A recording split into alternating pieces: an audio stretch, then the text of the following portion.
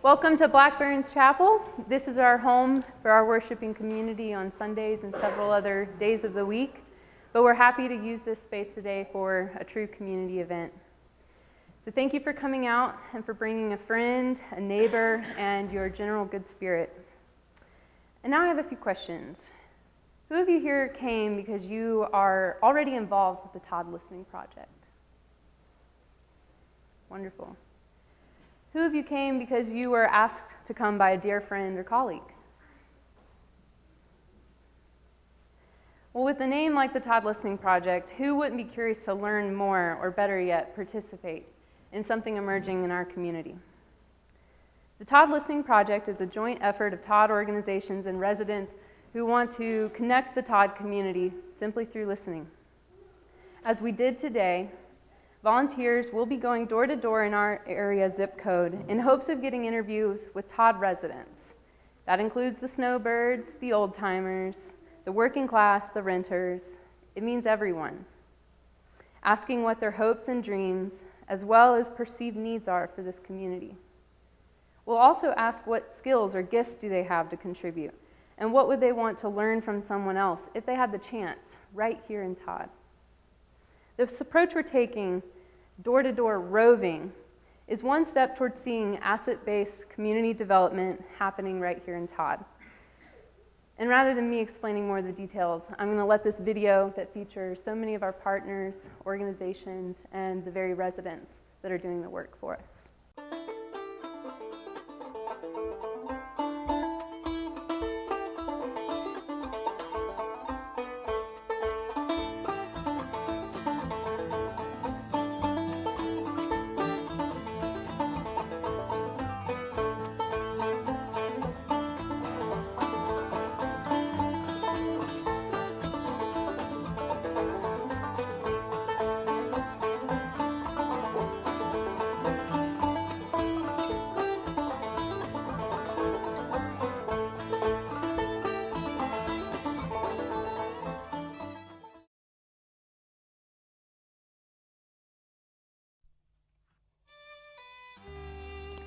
I've lived in Todd for 19 years.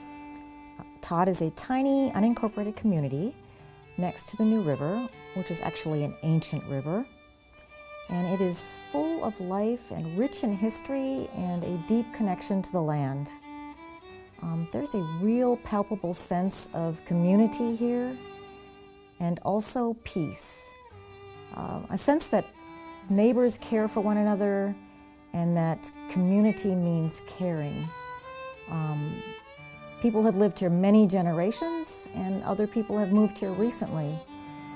But whether you've lived here a long time or are just passing through, it's very palpable, this sense of community and caring, and the feeling that this is home.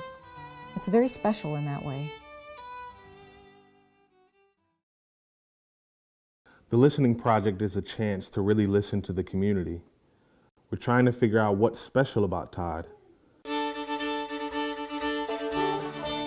What kind of tradition is here that we need to preserve? What sort of things do people like to do here?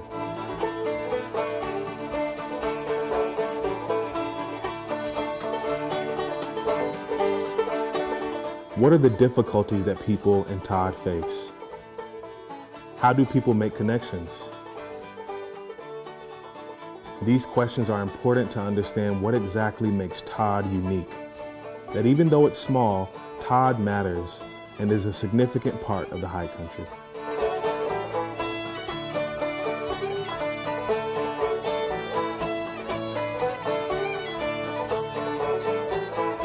We'll be going door to door, doing one-on-one and group interviews with people. We're asking questions like, what do you like to do here? What do you like best about Todd? How can we make better connections within our community? Ultimately, the goal of the Todd Listening Project is to connect Todd through listening. That's what we're seeking. We have a few goals with this project. We'd love if you'd share with us the stories of how you came to Todd. Many of your families have been here for generations, and others of you just moved to the area. We want to listen to what matters to you. We're trying to discover the strengths and resources we have in Todd. But we also would like to know what you believe are the greatest challenges here. With this project, we seek to promote respect, commitment, creativity, and mutuality. Through listening, we hope to connect new and old ideas, people, and resources for the well-being of Todd. Several people and groups are involved in this effort. What we have in common is that we're ordinary citizens who are invested and interested in this community. Local groups and individuals involved include Blackburn House, Elkland Art Center, members of the Todd Community Preservation Organization and the Ruetzen Club, our area churches, and Todd Business Owners. The Todd Listening Project has the opportunity to benefit everyone in Todd because we believe everyone matters. Hello, I'm Denny Norris. I'm a lifelong resident of the community and area. I'm involved in the Ruetzen Club. I've been involved with the churches in the area. I'm involved with this project because it's about bringing the people of Todd together. We face many challenges in the community. We have many good things in the community that people should know about. But we have to talk to each other to be able to move forward as a community. My name is Rick Weevil. And I'm Susan McBurney. We've been in Todd for 4 years. I'm the treasurer of the Todd Community Preservation Organization. We're involved in this project because as part-time residents, we want to be respectful of those that are here year-round and find our place in this wonderful and diverse community. We believe the more we know and understand our neighbors, the stronger a community it will be. Hi, I'm Kayla and I work here in Todd. I'm a part of the Listening Project because I want to serve. You can't know how to serve someone until you listen to them and listen to their stories. Being a part of the Listening Project means being a part of something bigger than myself. You should get involved if you care about Todd and want to be involved with addressing its needs and promoting its strengths. It's important that we hear from the entire community of Todd. To do that, it's important that we reach out to as many people as we can, especially people whose families have lived here much longer. You can get involved by emailing theblackburnhouse@gmail.com, or you can call the number 336-877-3317. We're here to listen to what matters to you in Todd. I'm here to listen to what matters to you. I'm here to listen to you. I'm listening to Todd. Hey Todd, we want to hear from you. Todd, we're listening.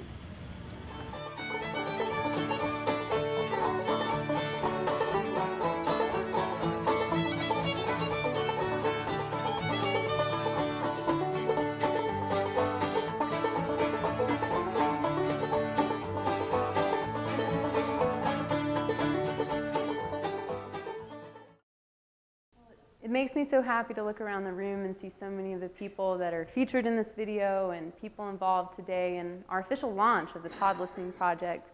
But I can't help but mention our other sponsors for this event, and that includes Stick Boy, Appalachian Cookie Company, and Farm Cafe for their generous donations and support for this event. Without their help, we wouldn't be here before you. And now I have the pleasure of introducing our speakers, welcoming them up to have the floor. Will Brandon, please come up.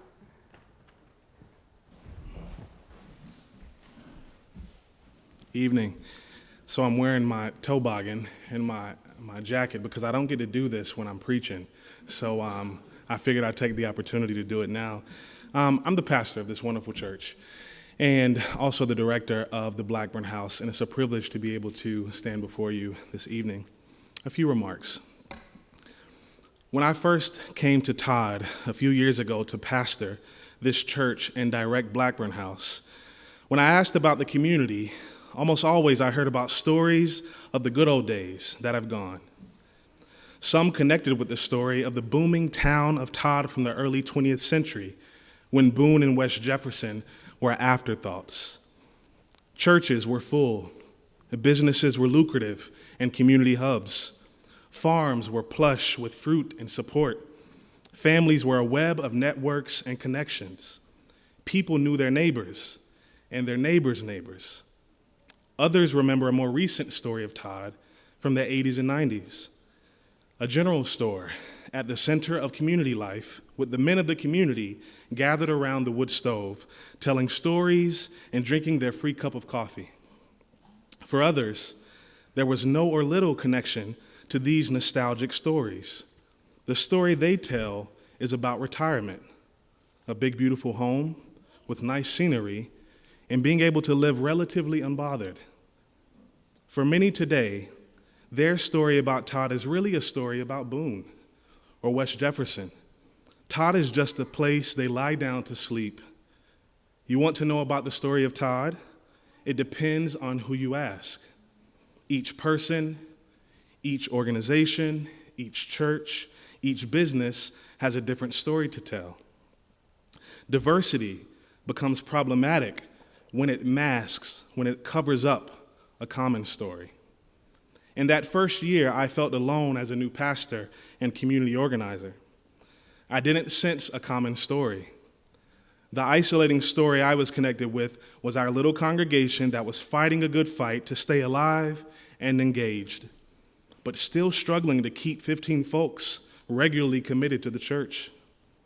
But as I shook more hands, ate at more community potlucks, ran across poor folks, more non-church community meetings, ate and shopped at more local businesses, went on more morning walks with locals, ate more elderly folks' pound cake and fudge, I discovered that other folks were disconnected, that businesses were suffering, that other organizations and churches lacked participation, that my little church's story wasn't just ours. So about a year ago, I started gathering key community folks together to start a conversation, do some training, and begin strategizing the Todd Listening Project. Communication and connection was the issue. One of our community leaders, Denny Norris, said it best earlier during our training today. People aren't that different, but you can't get to a caring community unless we talk to each other. So the Todd Listening Project is very significant for our little rural community. Yes, because it will increase projects, initiatives, and ideas, but even more because it will increase the quality of relationships, the very social and economic fabric of our town. There's a story about Todd that makes the grapevine news. Todd is dying. Todd is declining. It's the story I was told before I decided to come here. It's a story common in many rural communities. This story is rooted in fear, in the buffet line of dreams and ideals of the community that is gone. But is this the story we have to believe? The German pastor and theologian Dietrich Bonhoeffer is relevant. He says this: those who love their dream of community more than they love the community itself become destroyers of that community, even though their personal intentions may be ever so honest, earnest, and sacrificial. The Todd Listening Project is about telling another story about our community. The story of fear is destructive. This project is about building trust again, about believing again in a fresh story of our community that is told and lived by the people next door to us and up the street, by the people that are actually here, all of them. This is a story worth trusting, worth believing in, worth committing to, worth joining in. Thank you.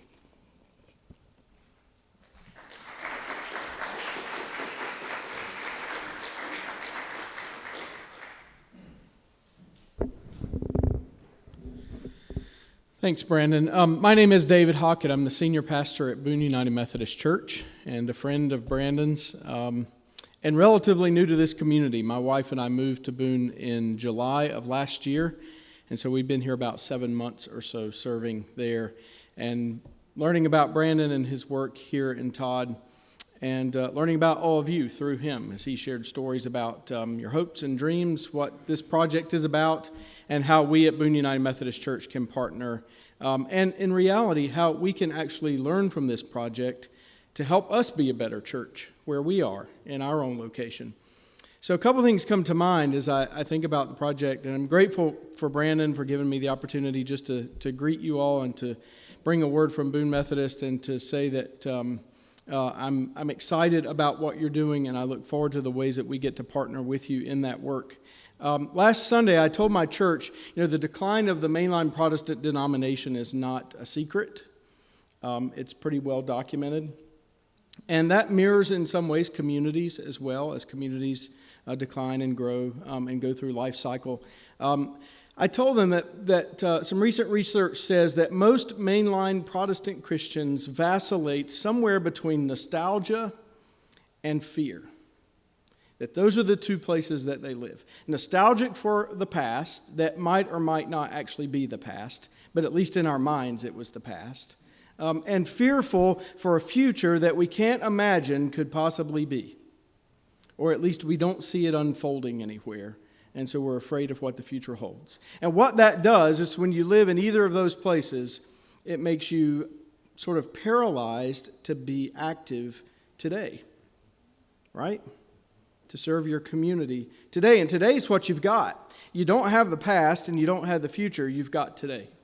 So I'm grateful for what you guys are doing. I'm grateful that today you gathered, and it began before today, but you really began in earnest, listening to your community, learning from them about what their hopes and dreams and their aspirations and their fears are, and how together you can build the kind of community that I think God intends for all of God's creatures to live in. And so I'm excited about that for you. The other piece of that I'm really excited for is for Boone Methodist to be able to learn from your experience, because quite frankly, we don't do a really good job listening to our community. We think we know what they want and need, and we offer a lot of stuff, and some people show up for it, but it may or may not be what that community needs. So I really can't wait to see, Brandon, what you guys learn and how what you learn and the skills that you all develop here in listening to your community will hopefully sort of cross-pollinate to Boone and help us listen better where we are so that we're serving both of these communities effectively and faithfully. Reach out to me. Brandon knows how to connect with me. If I can do anything at all for any of you at any time to help, know you're in my prayers, my thoughts, and we're here to support and to watch and to learn and to be grateful for what you're doing. So thanks, Brandon.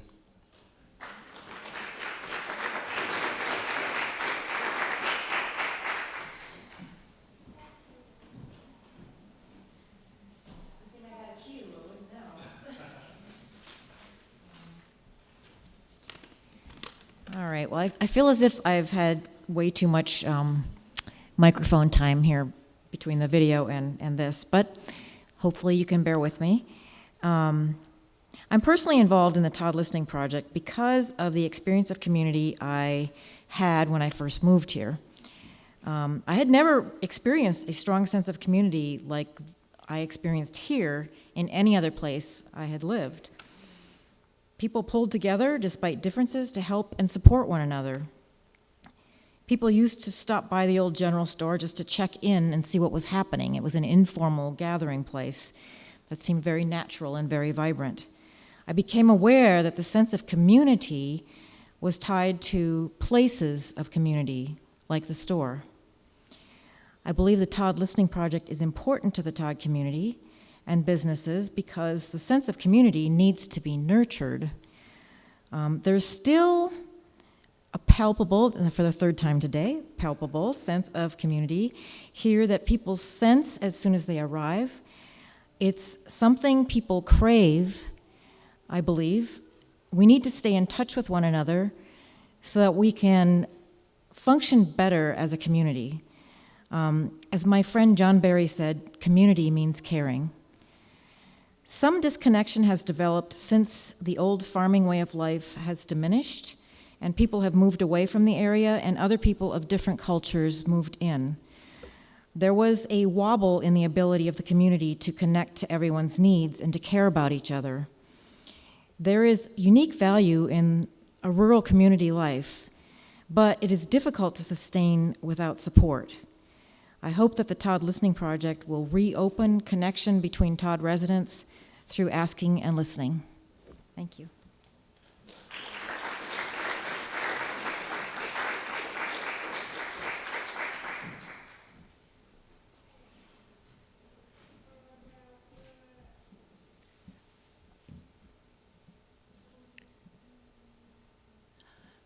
Thank you all for coming out today. This is really, really an exciting day. We've been working on this project for a little over a year now. And when Brandon and I first started talking about it, I said, I'll help, whatever you need. And my life's kind of taken a turn with helping my dad. I'm starting at home dialysis. And so the sad part is I didn't get to go out door to door with y'all today, but that's something that I will do in the coming days and weeks, I promise. I am Lainey Edmiston, and I grew up in neighboring Boone. I went away to college, had a 20-year career working in 11 different states, and like I said, I came back home to help take care of my dad and to be closer to my life partner, Jim Lewis, who grew up right here in Todd. As I said, Jim's family grew up here. My grandmother grew up in neighboring Howard's Creek, and I joked when we started dating that I said, you've got to ask your mom and make sure we're not cousins, because you just never know here in the mountains. But I got involved because my background was in politics, and I kind of knew what going door to door was like and talking to people about what their hopes and dreams are. And the truth is, the area has changed so much since I went away that, it's just a different place. And I wanted to get to know my neighbors better. I want to know what people here want and need and how best we could help them. You can come back and you can say you have all these great ideas and all of these wonderful plans to make your community a better place, but the truth is you can't know what you don't know. In today's drive-by politics, all too often I think our leaders tell us what we need and why and where things are going to go, and sometimes it just seems like people get lost. And I think that they divide us more often than unite us. This project has the potential to let Todd citizens control their own destiny, and that in a functioning democracy, I believe, is one of the most important things that we can have. So that's really why I'm involved, and I look forward to listening. It's really fun not to talk as much as it is to listen, and so I thank you all for being here and joining us.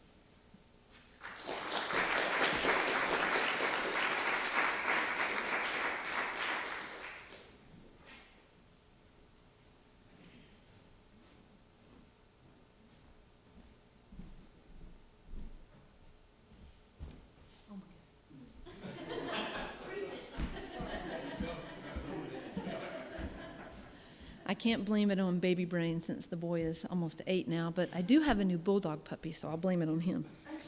I'm Kelly. I've got River Girl Fishing Company across the street. I'm involved with this project because I just think Todd is the coolest place in the universe. We've got a saying, or I don't know how it kind of accumulated, but when you first move here, you're a toddler. When you've been here for 3 or 4 years, you become a Toddite. And when you've been here like 10 or more years, you start becoming a hot toddy. So we've got a lot of hot toddies in the room right now. But no, I really want to be involved with this because when I first moved here 10 years ago, I didn't know what I was going to do. We moved here for the beauty, the river, the sort of getting away from major cities and coming and having the quaint privateness of a community. And when I realized fishing was what I have done for the last years and studied fish, I had to do something with fishing. So the river's here, and River Girl just kind of popped up. And I'm so excited to be here and to be able to do what I do. And I want to know what they need, since I have a business here. What can I have there that will help with the fly fishing and the tubing and the kayaking and all that good stuff. I think I made my first connection with some of the locals when I had my first yard sale. And I think it was the only yard sale. But I remember having a yard sale in the fall after 2 or 3 years of being opened. And some locals came down to the yard sale. And they were looking at the things, and I came over and was talking to them. And they said, "We thought you were from Florida." And I said, "Well, I lived in Florida and worked as a marine biologist for 5 years, but I'm originally from Alabama." And they said, "Well, you didn't sound like you were from Florida." They said, "We might come down here and hang out more often." And I was like, "Oh my gosh, please tell everybody, spread the word. I'm not originally from Florida." Or a Floridiot, or whatever they call the Florida people. But anyways, I love the community. Yeah, we have our differences, but you're always going to have differences. It's talking and like communicating. When you don't talk and communicate, that's when you think someone said something about you, or you think something was a certain way, but until you hear it straight from the horse's mouth, or you literally you've got to communicate. It's all about the communication. So anyways, I really love it, and today was really fun getting out into, even though all the people we interviewed I knew already. So actually the one guy had just moved here. He'd been here 3 or 4 months, but he's here to stay, so it was cool. Thank you, guys.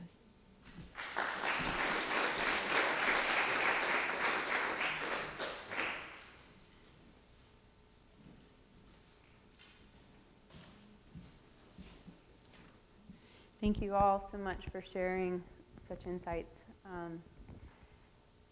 We've done a lot of listening today. Our groups went out to about 9 different roads or routes, if you will, to the community to interview residents door to door in teams of 2 or 3. And we did a trial phase before today. And the experience of most volunteers were like, "Oh, it was a 3, it was a 4 out of 5, it wasn't that great." But today, when we looked around, everyone was holding up a 5, like they were ready to high-five me. And it was really marvelous. But even more than that, we walked away with people that are committed to participate. So I want you to look around this room, make eye contact with the people that you know already participate in Todd, and those that are ready to step up. And then look around the walls of this chapel. Go ahead and look. We've adorned the walls with stories from residents today. Our volunteers came back from going door to door and reflected on the interviews that they had with residents.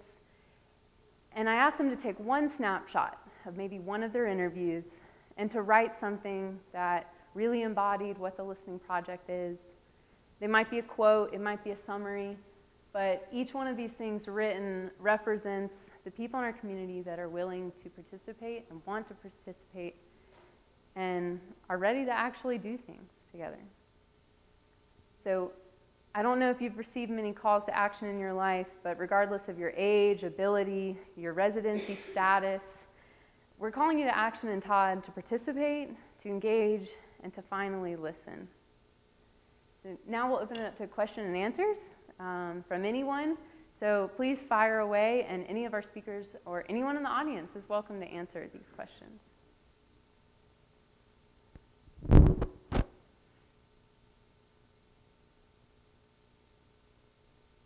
Yes, in the back.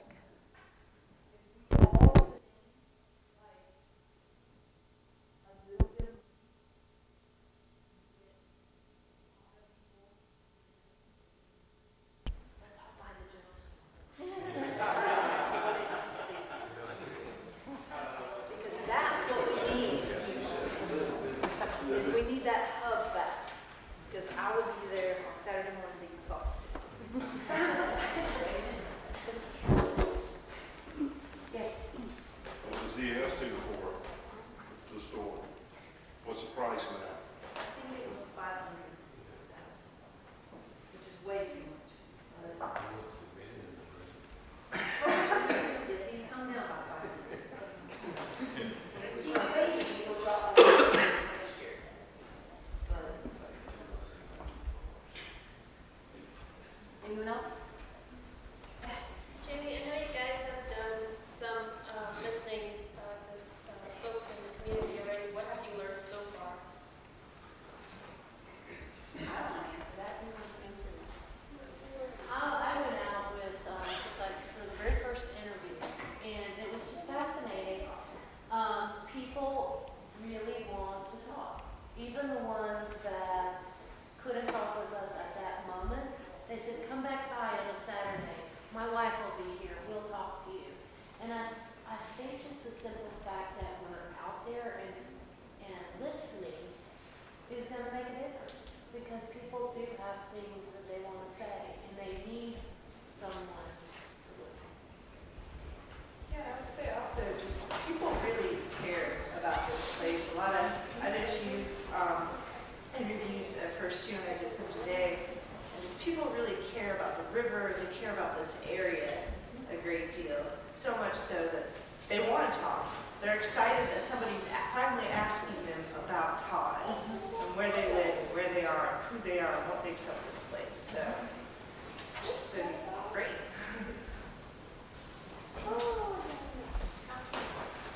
I'd also say, man, my job is kind of to be a listener, right?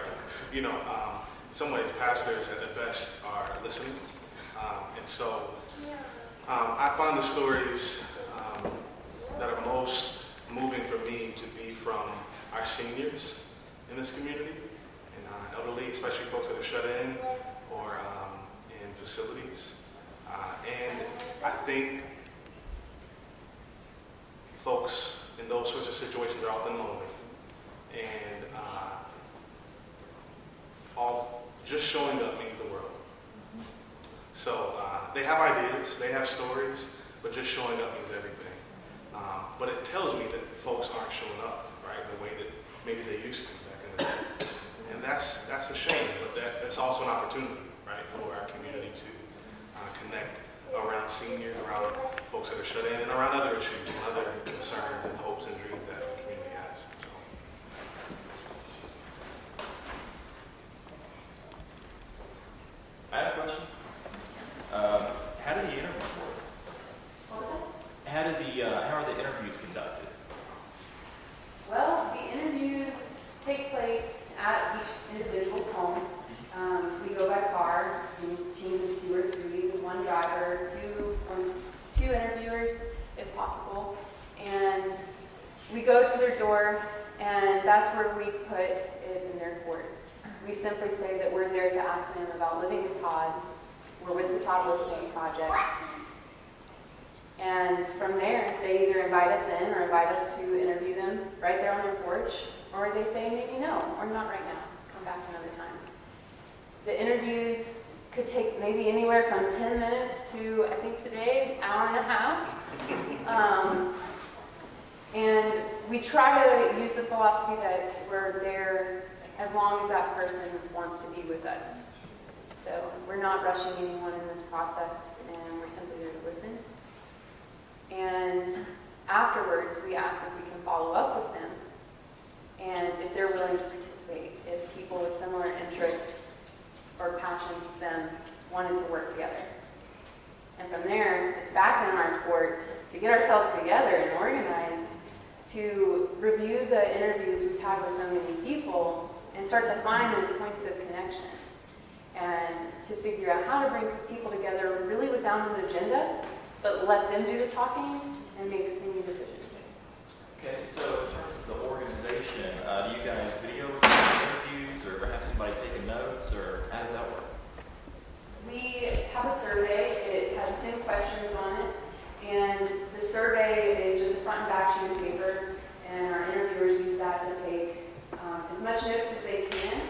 So far, Dennis, did you interview today? Yes, we did one. Okay. So we're careful to be quick to record the interviews, just being sensitive to people's preferences. But what we really want to do is actually put the recorders in a young person's hand and let the young person ask the adult on their porch, can I interview you and record this? Because I can't write fast enough. Right. I do that a lot. So, Okay, so once you collect some information, like you see data points of where people want some of the same things or see some of the same challenges, how much action are you going to be involved in trying to make those things happen? Or Well, the first step is for the volunteers to come back here. Our home base is kind of just in the church basement. And we summarize each interview. We extract what we think are gifts of the hands, the head, and the heart of each person. The hands being the tangible skills that they have, whether it's carpentry or machinery. And then gifts of the head might be intellectual or experience accrued over a lifetime. And then gifts of the heart would be about their personality. So we take those things and we kind of look for key words with those gifts of the hands, the head, and the heart. Maybe the things that aggravate them about Todd and make them want to move away, but also things they love about Todd. We take all those things into consideration. And right now, Matt and Jim Lewis, they're on a data team for the Todd Listening Project steering team.